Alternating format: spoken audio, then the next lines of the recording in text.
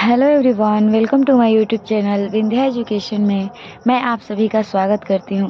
तो आज के क्लास में हम लोग प्रीवियस ईयर क्वेश्चन नहीं देख रहे हैं क्योंकि हम लोगों ने 2022 तक के प्रश्नों को कर लिया था। आज हम लोग देखेंगे मौलिक अधिकार के बारे में, जो कि इसमें बहुत महत्वपूर्ण अनुच्छेद दिए गए हैं और हर बार एग्जाम में इसे प्रश्न रहता ही है। तो ये जो कल आप लोग का एग्ज़ाम है, तो आज थोड़ा शॉर्ट में ही जो भी चीज़ देखना होगा देखिएगा, क्योंकि रिवीजन ज़्यादा से ज़्यादा करने का प्रयास कीजिएगा। तो देखिए, यहाँ पर हमें मौलिक अधिकार के बारे में जानना है। तो जो ये मौलिक अधिकार है, ये 1235 अनुच्छेद के बीच में है। और वहीं आपसे अगर नीति निर्देशक तत्व पूछ दिया, नीति निर्देशक तत्व अगर आपसे पूछ देगा, तो आप लोग ध्यान रखिएगा, ये है 36 से 51 तक। ठीक है, तो इसको भी आप लोग जरूर ध्यान रखिएगा। तो चलिए हम लोग मौलिक अधिकारों को देखने का प्रयास करते हैं। मौलिक अधिकार पूछेगा कि कितना से कितना आर्टिकल के बीच में, तो 1235, और नीति निर्देशक तत्व तो पूछेगा तो 36 से 51 तक। और 51A में आ जाता है हमारा मौलिक कर्तव्य। तो अगर आपसे मौलिक कर्तव्य पूछ दिया, तो 51A में क्या है? मौलिक कर्तव्य है। तो इसको भी आप लोग जरूर ध्यान रखिएगा। ठीक है, अब चलिए हम मौलिक अधिकार देख लेते हैं। देखिए, 12 से लेकर 35 तक हम पढ़ते हैं मौलिक अधिकार के बारे में। तो देखिए, सबसे पहले यहाँ अनुच्छेद 12 कह रहा है कि राज्य की परिभाषा। तो देखिए, यहाँ जो राज्य की परिभाषा दिया गया है वो किसी स्टेट को नहीं बताया गया है। राज्य की परिभाषा करने का मतलब कि कोई भी जो संस्था हो सकती है या फिर कोई भी उसका अपना विभाग हो सकता है, तो उसको राज्य के द्वारा दर्शाया गया। तो वहाँ पे हर राज्य की क्या है, अपनी एक परिभाषा होती है, वो आर्टिकल 12 में दिया गया है। हालांकि ये बहुत कम ही पूछता है, तो इतना याद रखिएगा कि आर्टिकल 12 में मौलिक अधिकार से संबंधित राज्य की परिभाषा दिया गया है। कह रहा है अनुच्छेद 13 में कि मौलिक अधिकारों के असंगत और अल्पीकरण संबंधित कानून, यानी जो आर्टिकल आपका 13 है, ये मौलिक अधिकारों में अगर कोई चीज़ असंगत हो तो उनको संविधान में उससे क्या किया जाता है, संविधान में से उसको हटाया जाता है। तो ये आपका संबंधित है अनुच्छेद 13। तो इसको भी आप लोग जरूर ध्यान रखिएगा कि मान लीजिए कि अभी के समय के लिए जो चीज़ें सही हो, आगे चलकर उनको हटाने का प्रावधान आर्टिकल 13 में कहा गया है। और अल्पीकरण का मतलब ही होता है कि इन चीज़ों को हटा देना जो कि अगर आपके मौलिक अधिकारों को नुकसान पहुंचाता हो। अगला अनुच्छेद देखिए क्या कह रहा है अनुच्छेद 14 कह रहा है कि विधि के समक्ष समता, यानी विधि मतलब क्या होता है? कानून, यानी सभी लोग कानून के समक्ष क्या हैं? बराबर हैं। तो विधि के समक्ष समता, और ये जो लाया गया है, ये लाया गया है ब्रिटेन से। विधि के समक्ष समता, ये अनुच्छेद किससे संबंधित है? ब्रिटेन से संबंधित है, मतलब ब्रिटेन से लाया गया है। और इसी अनुच्छेद 14 में एक और बात कहा गया है, विधि का समान संरक्षण। यानी देखिए, विधि के समक्ष समता का मतलब कि कानून के सामने सब कोई बराबर है। ये जो सिद्धांत दिया है, ये ब्रिटेन ने दिया है। वहीं विधि का समान संरक्षण, देखिए जो विधि का समान संरक्षण है, यानी गलती किस व्यक्ति ने किस सिचुएशन में किया है उसके हिसाब से उसको सजा देना, यानी विधि का समान संरक्षण। मान लीजिए एक ही गलती कोई युवक जानबूझकर करे और वही गलती किसी बच्चे से हो जाए, तो क्या हम उसको बराबर सजा नहीं ना दे सकते हैं? इसके लिए विधि का समान संरक्षण, जो कि अमेरिका से ये लिया गया है। देखिए अगला अनुच्छेद क्या कह रहा है कि अनुच्छेद 15 है वो धर्म, जाति, लिंग, वंश और जन्म के आधार पर किसी भी प्रकार के भेदभाव का समर्थन नहीं करता है। तो याद रखिएगा, ये आर्टिकल 15 से संबंधित है। कह रहा है कि अनुच्छेद 16 में लोक नियोजन, यानी सरकारी नौकरी में आपसे किसी प्रकार की भेदभाव नहीं किया जाएगा। अपवाद में माना जाता है आरक्षण कि सामाजिक आर्थिक स्थिति के आधार पर क्या किया जाता है, थोड़ा सा अंतर पाया जाता है। लेकिन अगर आप सामान्य कैटेगरी से बिलोंग करते हैं तो उसमें आपसे कोई भेदभाव नहीं किया जाएगा।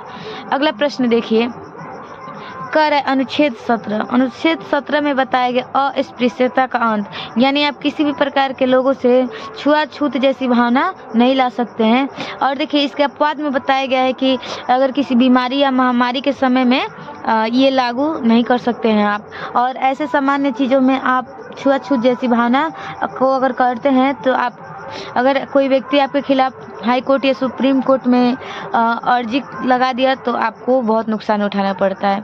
तो अगला अनुच्छेद देखिए क्या करा है। तो याद रखिएगा अनुच्छेद 16 से लोक नियोजन यानी सरकारी नौकरी में किसी प्रकार का भेदभाव नहीं, और आर्टिकल 17 में आपसे किसी भी प्रकार की कोई व्यक्ति छुआछूत जैसी भावना नहीं रह सकता है, बशर्ते कि आप किसी महामारी से ग्रसित, किसी बीमारी से ग्रसित न हो।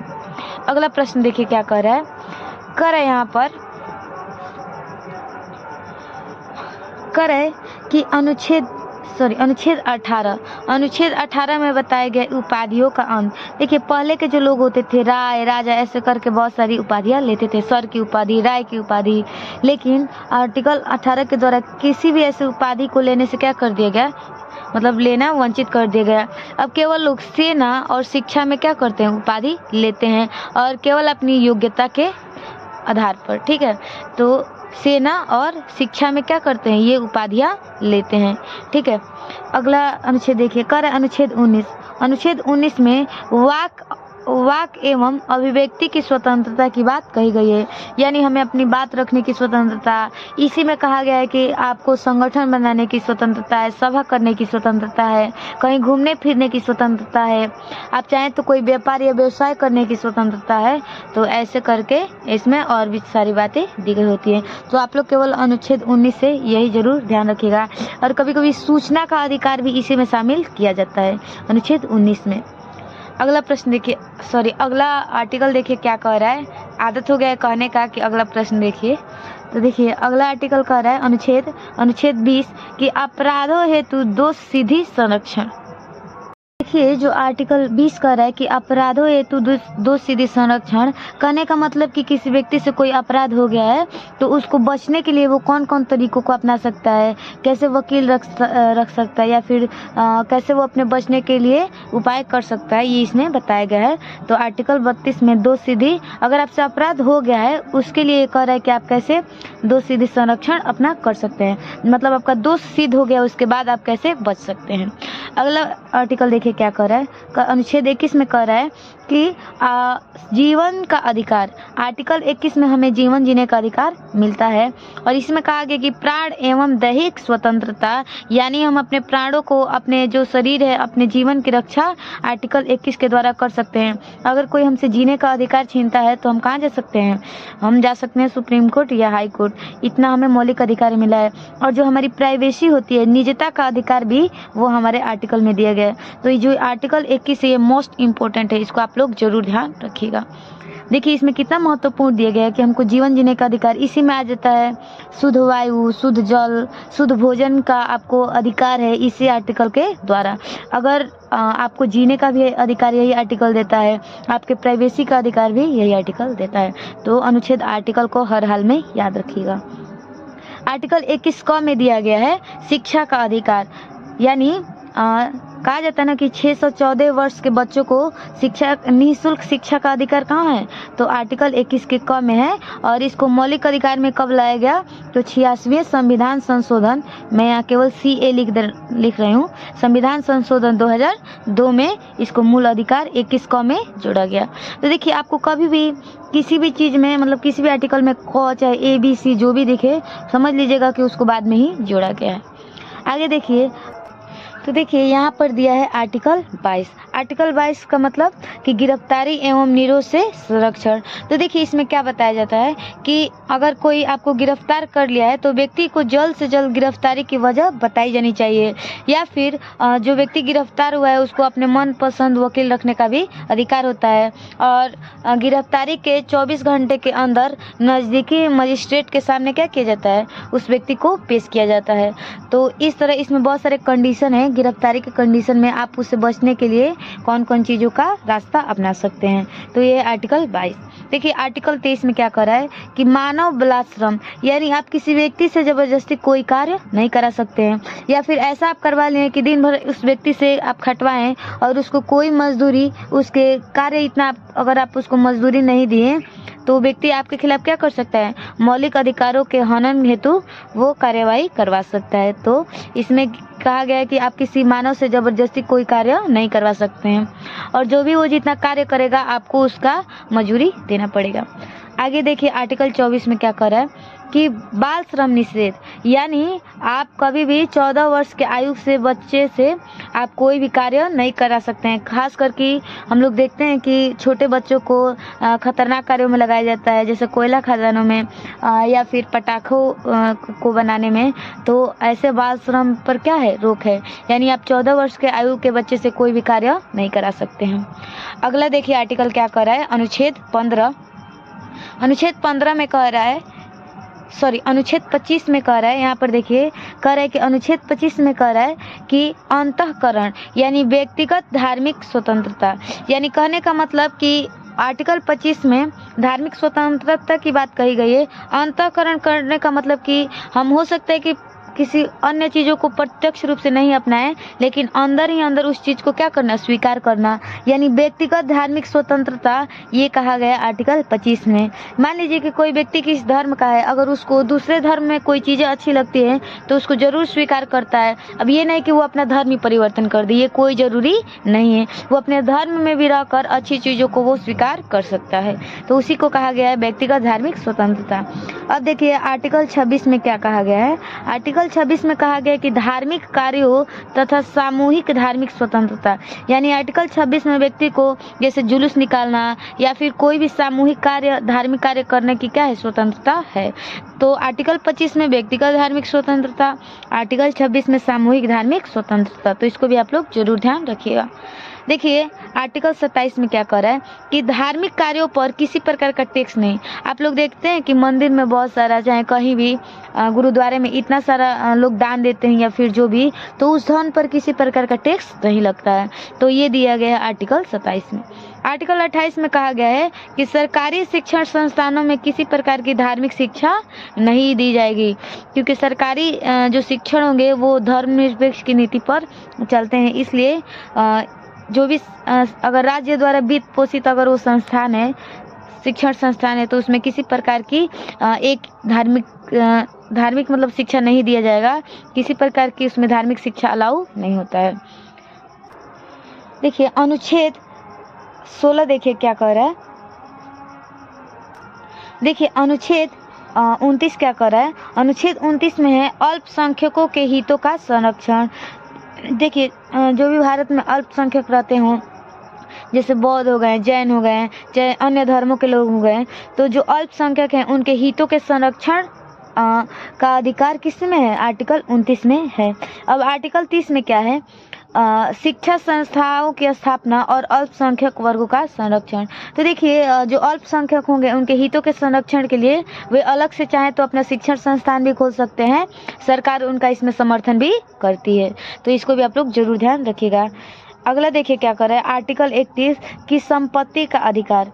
देखिए आर्टिकल 31 जो संपत्ति का अधिकार है, ये पहले मूल अधिकार में था, लेकिन वर्तमान में ये क्या है, मूल अधिकार नहीं है। अब इसको 44वें संविधान संशोधन के द्वारा 1978 में इसे कानूनी अधिकार बना दिया गया। तो इसको भी आप लोग जरूर ध्यान रखिएगा, क्योंकि बार बार ये आप लोग के पिछले एग्जाम में पूछा है 2024 के एग्जाम में कि संपत्ति का अधिकार कब कानूनी अधिकार बना है, तो 44वें संविधान संशोधन 1978 में इसको कानूनी अधिकार बना दिया गया।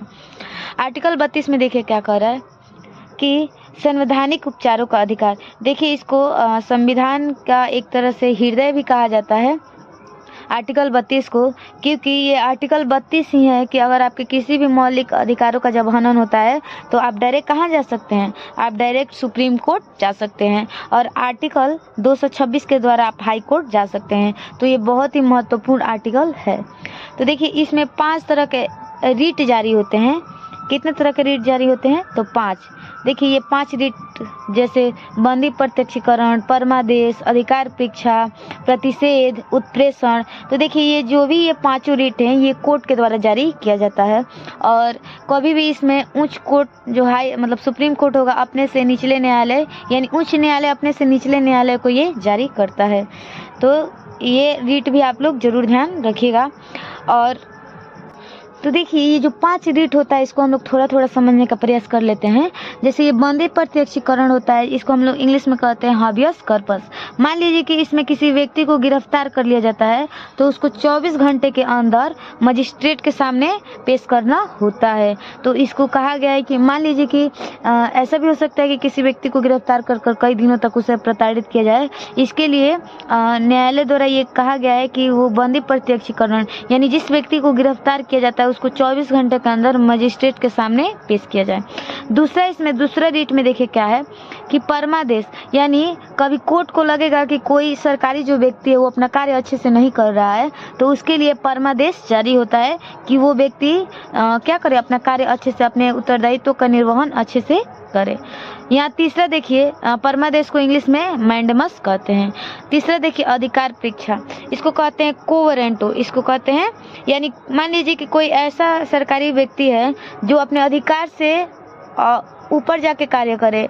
मान लीजिए कि कोई टीचर ही हो गया, मान लीजिए कि उसका दायित्व है कि वो प्राइमरी को पढ़ाए, लेकिन वो अपने क्या करे, अपने कार्य को नहीं कर कर वो किसी हायर एजुकेशन में पढ़ाने लगे उस संस्था में, तो ये उसका अधिकार नहीं है, तो उस पर भी ये लागू हो सकता है। ऐसे हॉस्पिटल में भी आप देख सकते हैं कि जो नर्स लोग होते हैं वो मतलब जो छोटे से छोटे कार्यों को करते हैं, अगर वो गलती से किसी व्यक्ति को ऑपरेशन कर दें या फिर जो भी कर दें तो उस व्यक्ति का जीवन क्या हो सकता है, खतरे में पड़ सकता है। तो जो भी व्यक्ति का अधिकार के अंदर आता है वही व्यक्ति अगर कार्य नहीं कर सकता है तो न्यायालय की तरफ से अधिकार परीक्षा लाया जाता है। तो हम देखेंगे चौथा रीट प्रतिषेध क्या है। तो देखिए जो प्रतिषेध होता है ये एक तरह से जो न्यायालय होता है अपने से निचले न्यायालय को के लिए ये लाता है। मान लीजिए कोई निचला न्यायालय है, अगर वो गलत डिसीजन दे दिया तो उसको रोकने के लिए क्या लाया जाता है, प्रोहिबिशन लाया जाता है। अब देखिए ये पांचवा जो रीट है इसमें उत्प्रेषण, इसमें मान लीजिए कि कोई निचला न्यायालय गलत डिसीजन दे दिया तो उसको सुप्रीम कोर्ट रोकेगा नहीं बल्कि वो केस ही क्या करेगा, अपने अंडर ले लेगा। तो देखिए सुप्रीम कोर्ट ये दोनों जो सिचुएशन है, चाहे प्रतिषेध हो चाहे उत्प्रेषण, ये दोनों कभी भी उच्च न्यायालय जो अपने से निचले न्यायालय को देते हैं। जैसे सुप्रीम कोर्ट हाई कोर्ट को ये जारी कर सकता है और हाई कोर्ट डिस्ट्रिक्ट कोर्ट को जारी कर सकता है, दोनों कंडीशन में यही है। इसमें क्या होता है, इसमें रोका जाता है, लेकिन इस वाले में उत्प्रेषण में उस केस को ही सुप्रीम कोर्ट या जो भी न्यायालय क्या करेगा, ये अपने अंदर उस केस को अपने अंदर ले लेता है। अगले देखिए क्या करें, यहाँ पर मैंने सबको एक जगह लिख दिया है कि कौन सा आर्टिकल किस किस अधिकार के बीच में आते हैं। जैसे आपसे पूछता है कई बार एग्जाम में कि समानता का अधिकार किस आर्टिकल में आता है, तो देखिए जो हम लोगों ने शुरू से आर्टिकल देखा तो समानता का अधिकार 14 से लेकर 18 आर्टिकल के बीच में समानता का अधिकार है, तो इसको जरूर ध्यान रखिएगा। जैसे समानता का 14 में हमने क्या देखा था, विधि के समक्ष समता या विधि का समान संरक्षण। 15 में हमने देखा था कि धर्म, जाति, लिंग व जन्म के आधार पर किसी प्रकार का भेदभाव नहीं हो सकता है। आर्टिकल 16 में देखा लोक नियोजन यानी सरकारी नौकरी में किसी प्रकार का भेदभाव नहीं हो गया। आर्टिकल 17 में हमने देखा अस्पृश्यता का अंत यानी किसी व्यक्ति से छुआछूत की भावना जैसी नहीं लाया जाएगा, चाहे धर्म, जाति या किसी भी आधार पर। और आर्टिकल 18 में कहा गया उपाधियों का अंत। तो 1418 में समानता की बात कही जाती है। वहीं देखिए कि स्वतंत्रता का अधिकार आर्टिकल 1922 के बीच में है। आर्टिकल 19 में हमने देखा था कि वाक एवं अभिव्यक्ति की स्वतंत्रता। आर्टिकल 20 में हमने देखा था कि अपराधों हेतु दोष सीधी में संरक्षण, यानी आपको स्वतंत्रता है कि अगर आपसे गलती भी हो गया तो आप उससे कितना हद तक कैसे बच सकेंगे। आर्टिकल 21 में है जीवन जीने का अधिकार है, प्राण एवं दैहिक स्वतंत्रता का अधिकार है, उसी में हमें निजता का भी अधिकार दिया गया। आर्टिकल 21 का में हमने देखा था कि हमें शिक्षा प्राप्त करने की क्या है, स्वतंत्रता है, उसका अधिकार है। आर्टिकल 22 में हमने देखा कि गिरफ्तारी से कोई व्यक्ति कैसे बच सकता है।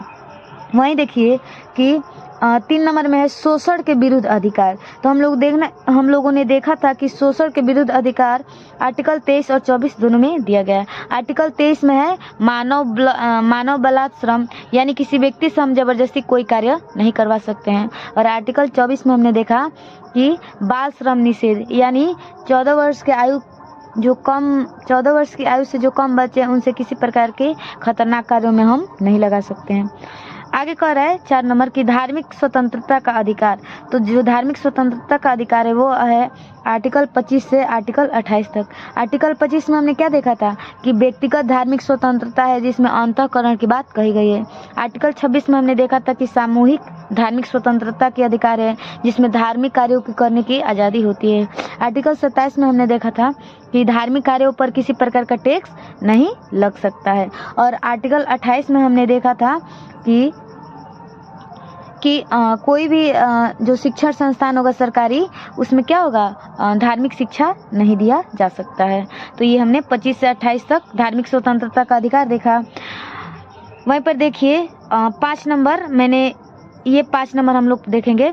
ये एक लाइन यहाँ पर छूट गया था तो मैंने ऊपर लिख दिया है कि संस्कृति व शिक्षा का अधिकार। तो संस्कृति व शिक्षा का अधिकार है, ये है आर्टिकल 29 से 30। तो आर्टिकल 29 में हम लोगों ने क्या पढ़ा था कि अल्पसंख्यकों के हितों का संरक्षण, और आर्टिकल 30 में हमने पढ़ा था कि शिक्षण संस्थाओं की स्थापना, यानी जो भी अल्पसंख्यक होंगे वो शिक्षण संस्थाओं की स्थापना कर सकते हैं और सरकार भी इनकी सहायता करेगी। अगला देखिए 5 नंबर क्या कर रहा है, संवैधानिक उपचारों का अधिकार। यानी इतना सारा मौलिक अधिकार है कि उनकी रक्षा करने के लिए कोई ना कोई ऐसा आर्टिकल होना चाहिए कि नहीं। तो वही कहा है कि संवैधानिक उपचारों का अधिकार आर्टिकल 32 में है, जिसमें हमने 5 ये रीड को पढ़ा था। और कोई भी अगर हमारे मौलिक अधिकार का हनन होता है तो हम आर्टिकल 32 के तहत कहाँ जाएंगे, सुप्रीम कोर्ट, और आर्टिकल 226 के तहत हाई कोर्ट जा सकते हैं। तो देखिए आज हम लोगों ने देख लिया जो भी मौलिक अधिकार से जो भी प्रश्न बन सकते थे। हालांकि आप लोगों से इतना डिटेल में नहीं ही जाएगा, वो ज़्यादा से ज़्यादा पूछता है कि शिक्षा का अधिकार किस आर्टिकल में है, या फिर समानता का जो अधिकार होता है वो किस से किस आर्टिकल के बीच में है, चाहे स्वतंत्रता का अधिकार किस से किस आर्टिकल के बीच में है। एकदम डिटेल में नहीं जाता है, लेकिन ओवरव्यू आप लोग को जरूर ध्यान होना चाहिए। और एक बार आप लोग जो महत्वपूर्ण संविधान संशोधन होगा उसको भी जरूर देख लीजिएगा लो, और जाइए लोग एक दिन पेपर दीजिएगा लो तो सारा कॉन्फिडेंस आ ही जाता है। और बिल्कुल टेंशन लेने की ज़रूरत नहीं है, जो भी होगा अच्छा होगा। एक पेपर देने के बाद तो लगता है कि अब कितना भी पेपर हम लोग दे सकते हैं। तो पहले दिन थोड़ा बहुत किसी को भी हेजिटेशन होता है, डोंट वरी। तो चलिए आज मैंने इसलिए प्रीवियस ईयर आज नहीं कराया क्योंकि ये मौलिक अधिकार मोस्ट इम्पोर्टेंट टॉपिक है, इसको समझना ज़रूरी है। और आप लोग कल अच्छे से एग्ज़ाम दीजिए। जो भी नहीं भी आता होगा तो उसको छोड़ना नहीं है, कैसे भी उसको प्रयास कीजिएगा कि अपने समझ के अनुसार उसको आप लोग लिख सकें।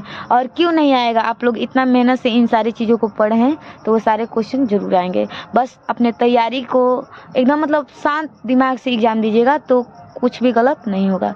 तो चलिए इसी के साथ आप लोग को कल के लिए शुभकामनाएं। आप लोग अच्छा कीजिए।